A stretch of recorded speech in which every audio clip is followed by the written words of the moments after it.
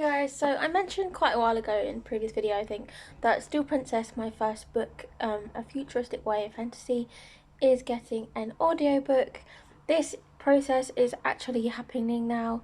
I'm so excited to be able to talk about this. So this morning I accepted my 15 minutes from my producer, and she did an amazing job. So I was really concerned, or like my main concerns for this book, for the audiobook, were that the robots in this world and the pirates in this world were done properly. So this book kind of goes off into two different storylines in a way.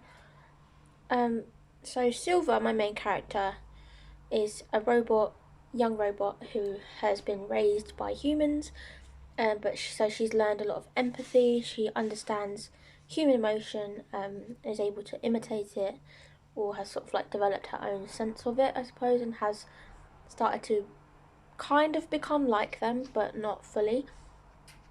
So she goes off into this world, into this futuristic side of the world. So she's from like this mountainous area, the terrain. They've been driving around in little caravans for like her entire, like, most of her life, and she will like hunt with her friends or like gather medicines, herbs and things for medicines for so while their parents like gather food and stuff like that.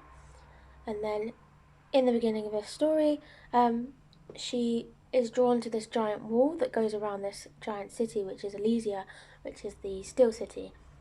So she ends up going off to find this evil queen, who's actually, technically, she finds out it's her mother because she is the stolen princess. Like, she finds out that her parents took her when she was a child, for their own revenge reasons, or their own.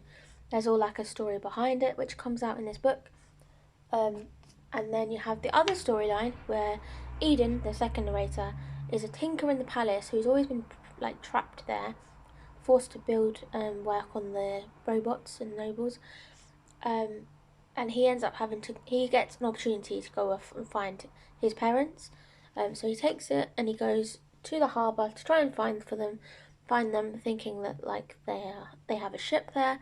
But then actually in the process he gets kidnapped by pirates, and then through all of that he ends up on like a giant pirate adventure with like sea monsters and pirates and mermaids and everything you could possibly think of relating to this.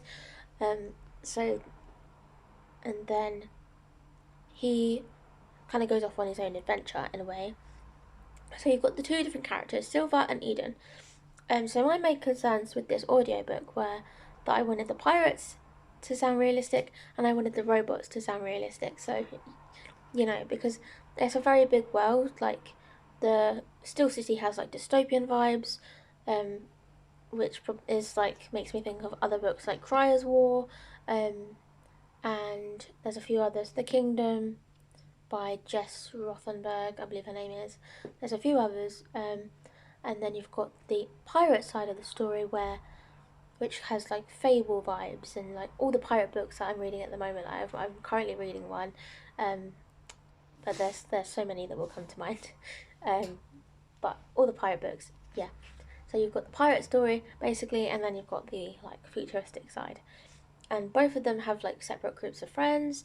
So they have a lot of like her dialogue that like bounces off each other, a lot of like, the typical things that you see in like Marvel movies where the characters are like, nah, I'm not doing that, like that's too scary, that's da da da.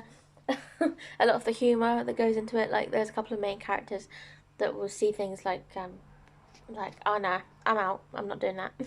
And that is actually a line that is the last line that she used in my audiobook for my 15 minutes, which I thought was really cool because it generally was making me laugh, and I was like, I wrote this, why am I laughing? But like, I haven't read the book back to myself in a while, so it's kind of like a nice refresher, and actually like hearing the characters speaking through this lady's voice was like amazing. But yeah, she did an amazing job, so I didn't actually have any real like proper feedback other than that I loved how she did things. So like the evil queen reminded me of Maleficent from Disney, which was awesome. Like, she's like my favourite villain, so that was really cool to hear that.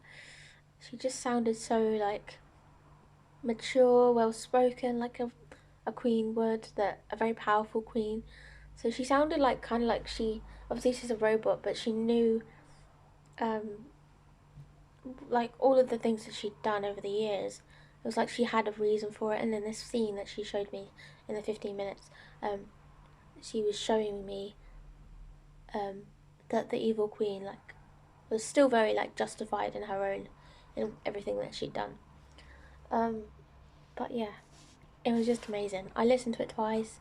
I might end up listening to it again. I've sent it to my family and things, but I may do teasers on here if I'm allowed to from my producer, but I'll have to find out. But yeah, basically, this is coming out next year, hopefully March time, end of March. I'm thinking, because her deadline to produce the whole thing is for the end of Feb. It takes a couple of months to film a big one. But yeah, she's gonna do an amazing job, and I can't wait for the rest of it now. So yeah, exciting things happening, guys. If you've got an audiobook, feel free to let me know what it's like down below. Check it. If you want to link it, then I'll check it out. But yeah, thanks as always for watching, guys.